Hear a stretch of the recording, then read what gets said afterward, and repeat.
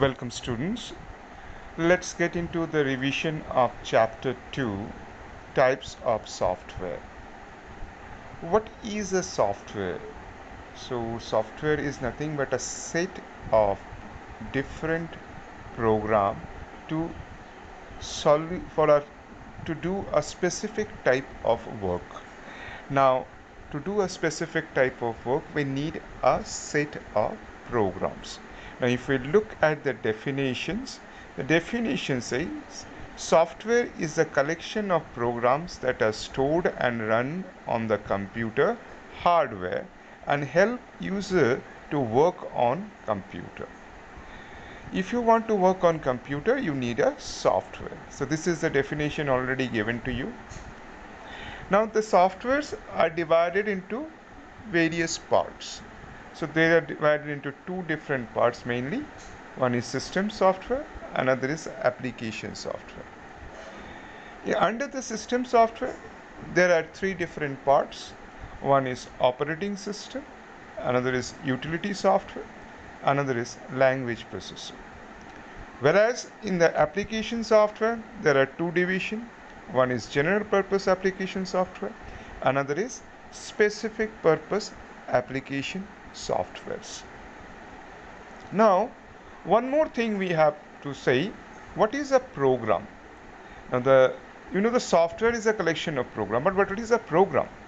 Program is a set of instruction given to the computer using a specific computer language. I repeat, program is a set of instruction given to the computer in a specific computer language. That means we can have number of computer languages. So mainly computer languages are of two types that we will discuss later on, and those two types are low level language and high level language. Thank you. Now, if you look at the system software, there are three parts, as I said: operating system, language processor, and utility software. So, what is this operating system actually? This operating system is makes our system ready to work. Means, without the operating system, any computer system or presently any kind of devices cannot start working. So what is exactly the definition then? An operating system is a set of program which controls the overall activities of the computer's hardware and enable them to manipulate. Now, when you look at this, we have to understand that these operating systems makes the system ready so that we can interact with this machine. Now, among them, the various operating systems are MS-DOS, Windows XP, Windows 7, Windows 8, Unix, Linux, macOS. These are the various names. Apart from this also, there are more operating systems are available in the market. In your mobile, you are using an operating system that's called Android operating system. Similarly, in the television also, modern days, we use the operating system. It's also Android operating system. Now we are going to see this operating system when it is loaded in our computer. It works various things. Means computer operating system doesn't have only one thing to do. It has a lots of things to do. What are they? It works as a device manager. That means an operating system controls the working of all input and output devices. Not only input output devices, all the devices attached to the system. Then computer memory needs to be managed. Why you know? Because in the computer memory we store information which needs to be processed and again we take that information, needs to go to the processor to be processed, and again the output needs to be stored. So these all management is done with the help of the operating system. So how it does? An operating system assign memory to various programs wherever required.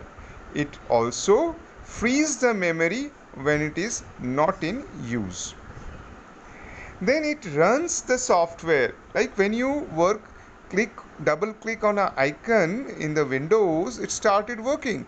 Now when it works, who is executing the program? The operating system executes the program. It may be different types of program. It is a Word, Excel, PowerPoint, Paint, other things, anything. Next, your computer, there is a brain of the computer is called processor, and that processor needs to be managed with the information and how it will work. That processor is also managed with the help of the operating system. An operating system manages the working of the processor by allocating various jobs to it. Then all this information whichever we are giving to the computers, we store in a place that is called file for permanent storing this information for future use. And these files needs to be managed. Like when you are creating the file or you don't need, then you delete the file. You want to give the file to somebody else, then you transfer the file or copy the file. And again, you can do different works with these files, and these is done with the help of operating system. An operating system keeps the track of the information regarding creation, deletion, transfer, copy, and storage of the file in an organized way.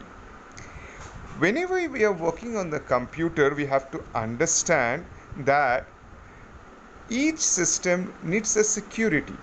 We cannot lose the data, we cannot do some kind of if the data is lost, or then there is no reliability.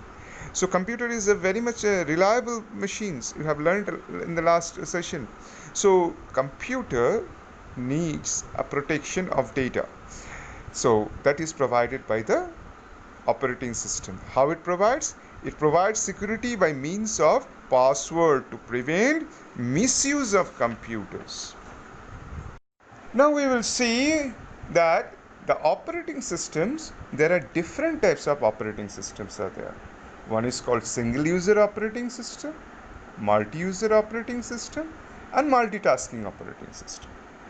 What is single user operating system? You know, the single user operating system allows one user to use the computer system at any given time. Like Microsoft DOS, it cannot give multiple people to access your computers. Means one particular operating system and one computers. Like in Windows is a multi-user operating system. I will tell you how later on. It's a multi-user multitasking operating system. Next, multi-user operating system means using one operating system, number of computers can be used, accessed the information. A multi-user operating system allows multiple users on different computer to access a system at the same time.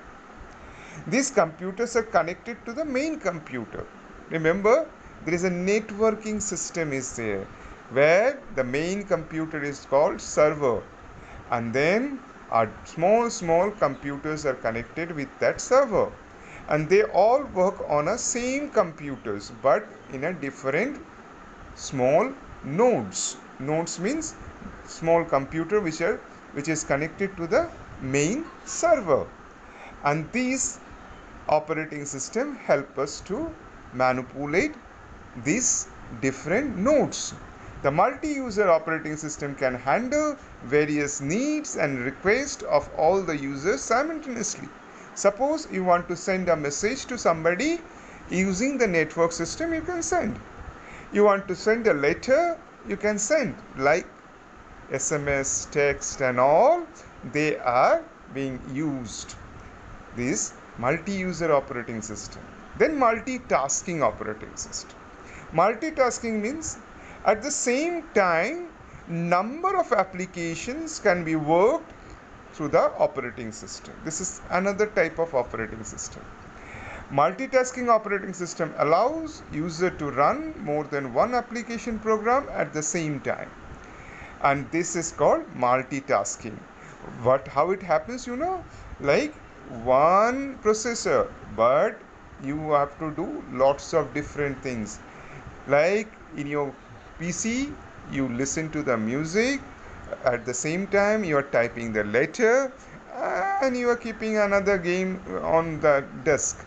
So these three programs are running together, and then what is happening, you are sharing the time with the each program so fast that you cannot imagine that you are switching from one program to another program. This is called multitasking operating system.